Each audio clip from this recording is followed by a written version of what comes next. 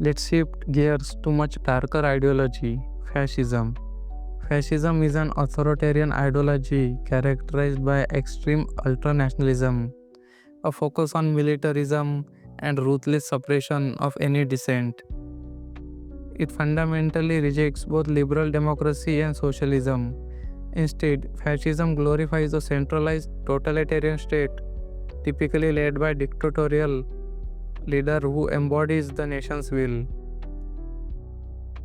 Are there any perceived positive aspects even within such repressive system? From a purely functional, albeit morally fraught perspective, some might point to a couple of things. Firstly, rapid decision making. Because authority is centralized and absolute, fascist regimes can implement policies very quickly, especially during crises. There is no lengthy debate or opposition to slow things down. Secondly, national unity, or at least the appearance of it. Through intense propaganda and constant promotion of nationalism, fascist state can consolidate public support and mobilize the population towards collective, often militaristic goals. The negative aspects of fascism are overwhelming and horrific. The most significant is human rights abuses. Fascist regimes like Nazi Germany under Hitler or Mussolini's Italy systematically prosecute minorities, political opponents, and anyone deemed undesirable. This leads to mass suffering and atrocities. Then there is economic mismanagement. Fascist states often prioritize military expansion and rearmament over the welfare of their citizens. This diverts resources, leading to depletion of essential goods, inflation, and ultimately economic hardships for the general population. Finally, fascism results in severe cultural oppression.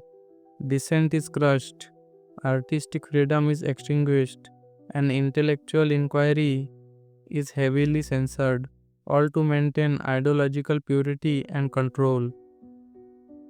Now, for a radically different idea, anarchism. Anarchism is a political philosophy that rejects all forms of hierarchical authority. That means no presidents, no bosses, no centralized government. Instead, anarchists will advocate for self governed communities based on voluntary cooperation and mutual aid. It fundamentally abuses both state control and capitalism, favoring decentralized egalitarian systems where power resides directly with the people in their communities. What are potential positive aspects of anarchist society? The most prominent is autonomy. In an anarchist framework, individuals and communities would retain full sovereignty over the decisions that affect their lives.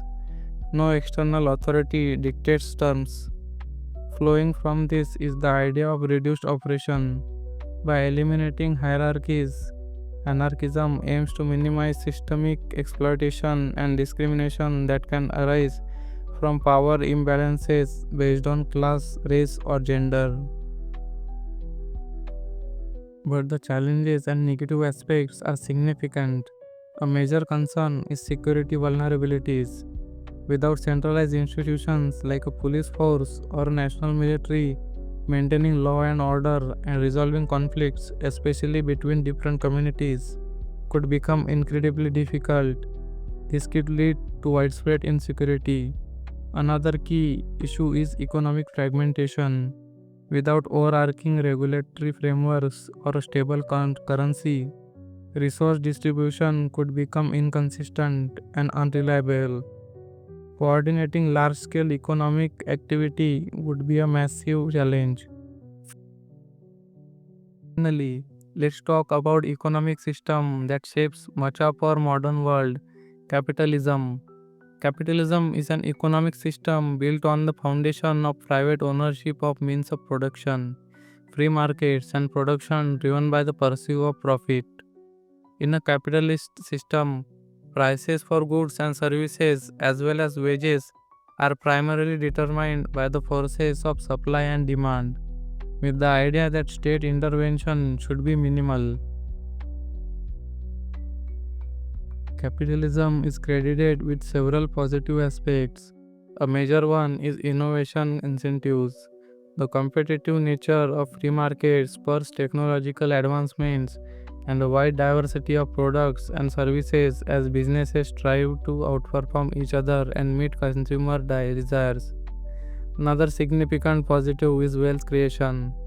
Market efficiency, when it works well, can generate high aggregate wealth. Historically, this has contributed to lifting living standards for many people across the globe. And for the consumer, capitalism often means consumer choice.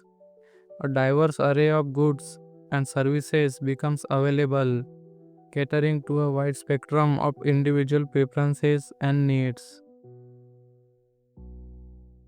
However, capitalism also comes with its share of serious negative aspects.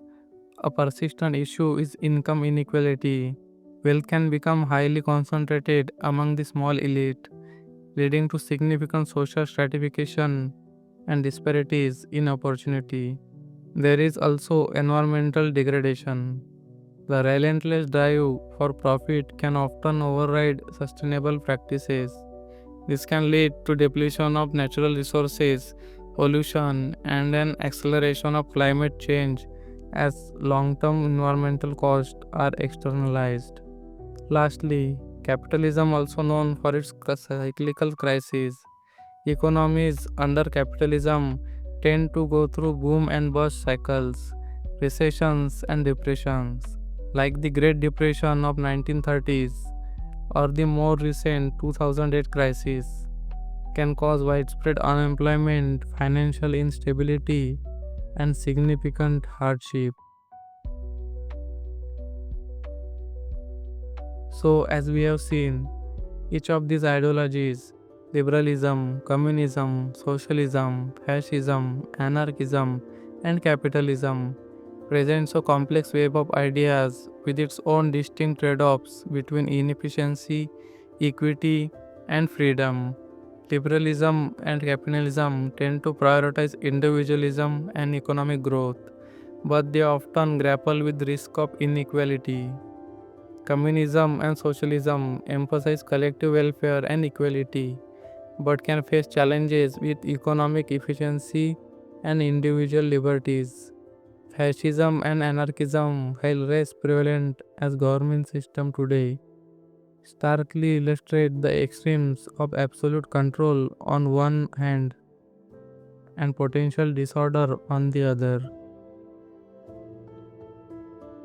It's fascinating to note that many modern societies aren't purely one or the other, they often blend elements like social democracies that balance market freedom with robust welfare systems.